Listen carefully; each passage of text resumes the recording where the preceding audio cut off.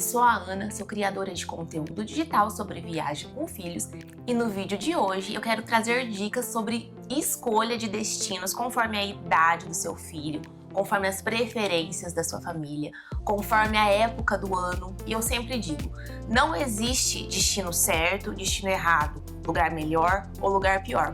O que existe é a expectativa que você tem em relação às férias que você vai ter.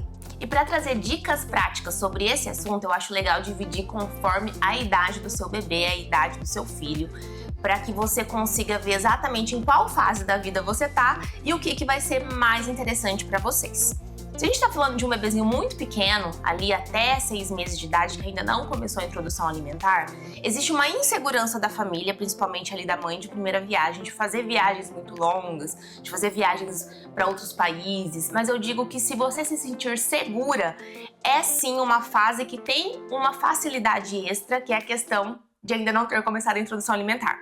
Então, se o bebê só mama, você não precisa se preocupar com o que ele vai comer durante a viagem.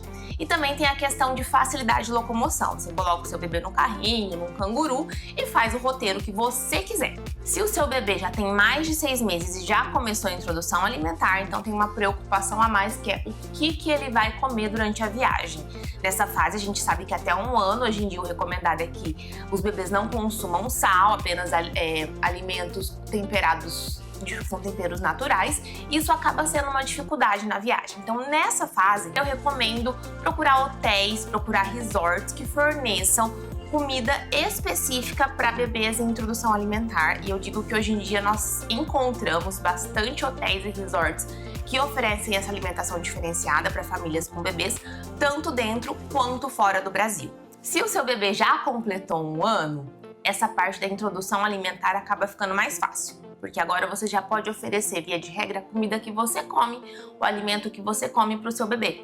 Porém, com 1 ano, o bebê às vezes já está começando a andar, ele já quer uma atividade específica para ele. Então, nesse momento, começa a entrar em cena a necessidade de escolher um destino, fazer um roteiro, programar uma viagem que tenha algo que seja destinado à criança.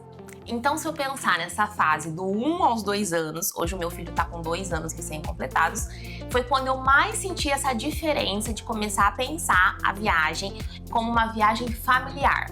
E à medida que seu filho for crescendo, na fase dos 2 aos 3, dos 3 aos 4, você vai, claro, observando as peculiaridades, as características pessoais daquela criança, mas você também vai vendo que tanto você pode deixar a sua viagem mais complexa, digamos assim. Porque no início, é importante que você pense que quanto menos deslocamento, menos troca de hotel, quanto mais simples o trajeto, mais fácil vai ser para você. Então prefira voos que não tem conexão, ou com o mínimo de conexão possível.